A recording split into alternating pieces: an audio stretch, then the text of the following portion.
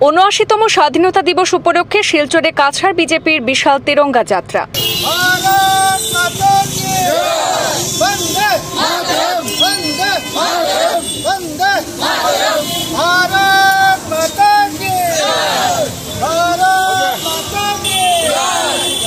আজ বুধবার ৭৯তম স্বাধীনতা দিবসকে সামনে রেখে ভারতীয় জনতা পার্টির ব্যবস্থাপনায় শিলচরে বিশাল তিরঙ্গা যাত্রা বের করা হয়।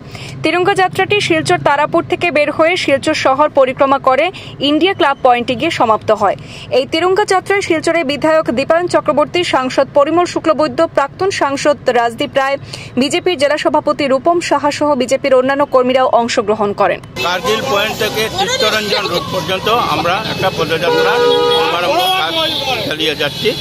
আশা করি সবাই সহযোগী করবেন।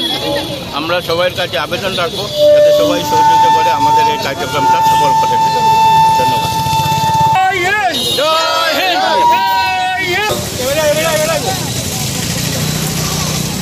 আমাদের জেলা সভাপতি শ্রীযুক্ত সম্মানিত বিধায়ক মহাশয়, সাধারণ সম্পাদক, ওনারা ইতিমধ্যেই আমাদের সভাস্থলে এসে পৌঁছছেন। আমরা সবাইকে একে অন্যের পরস্পরকে সঙ্গে নিয়ে জানাচ্ছি, বিশৃঙ্খলভাবে আমরা না দাঁড়িয়ে সবাই লাইনে দাঁড়িয়ে তিরঙ্গা যাত্রাকে সফল করব, সেই অনুরোধটুকু রাখলাম।